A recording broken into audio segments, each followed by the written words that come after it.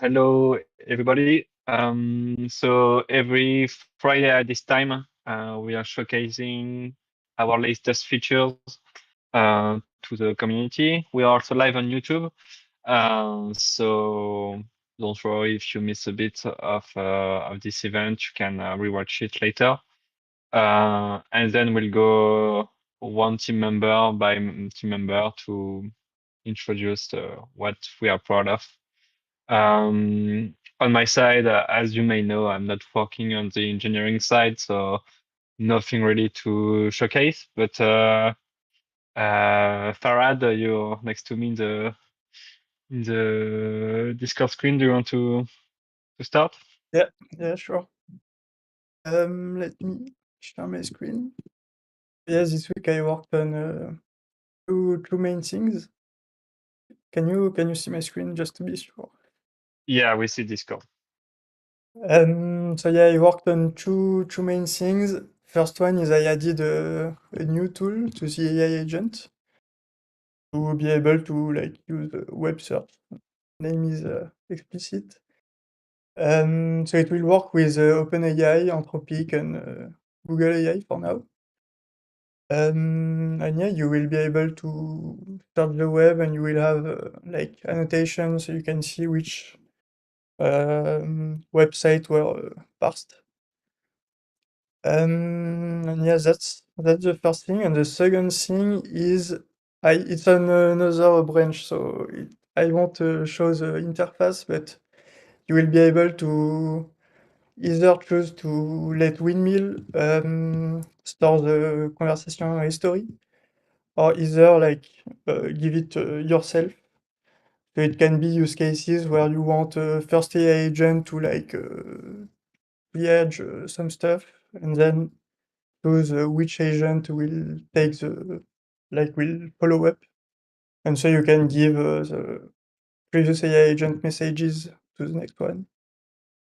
And yeah, this PR is not merged yet, but it will be soon available.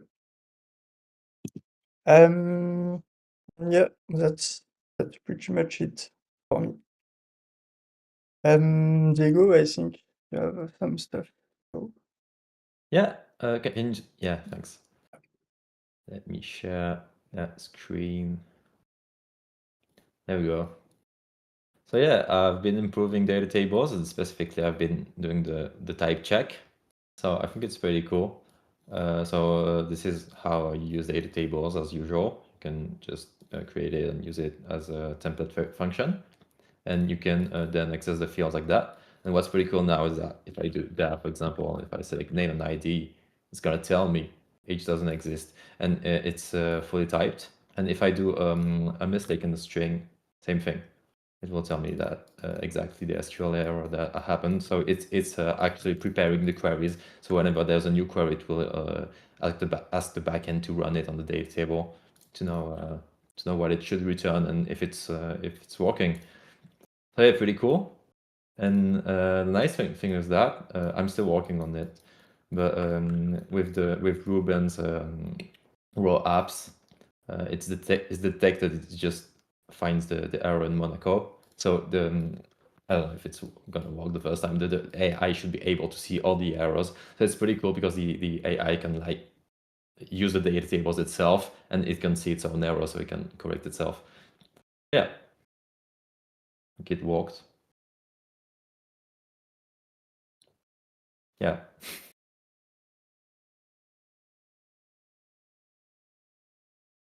Well, anyways, yeah, it was quite challenging because you might have seen stuff like that in other frameworks, but with this syntax, it's not like natively possible with the type system because this syntax doesn't preserve the string types. So I had to do like what it does behind the hood is this had type parameter like that, but you don't see it. So I had to offset every error position and everything. But yeah, hope you like it. I don't know who else want to go. I can follow, but this is really cool. Looking forward to use it. Let me share my screen.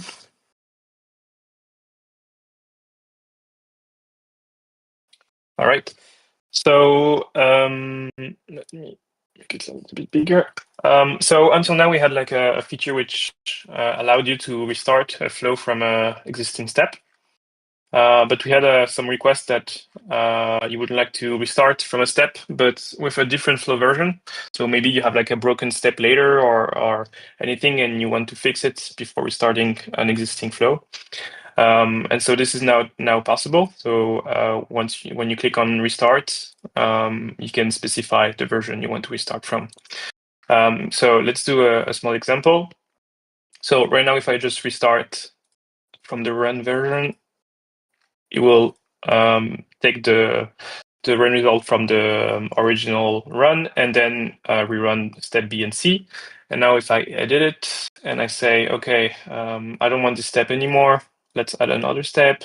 And I want to add, I don't know, a for loop here, which does nothing, but whatever. And I redeploy. I can go back to my runs and say, okay, let's rerun from step B, but with the latest version I just deployed. And then it just does it. So this step didn't exist in the original run, so it won't be run.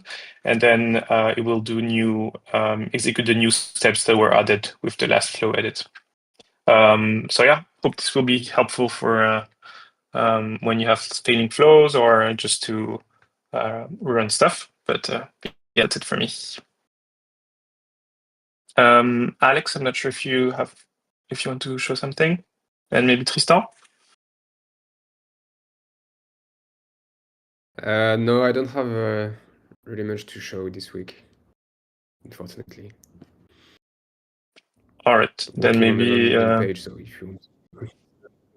But, yeah. Then I think we're good for the short keynote. The short content to have you wait for the next 3 weeks, I think. But you can still watch the previous ones. If you have questions, you can address them in the chat. And otherwise, we'll close this live. Checking YouTube if there are questions on that side.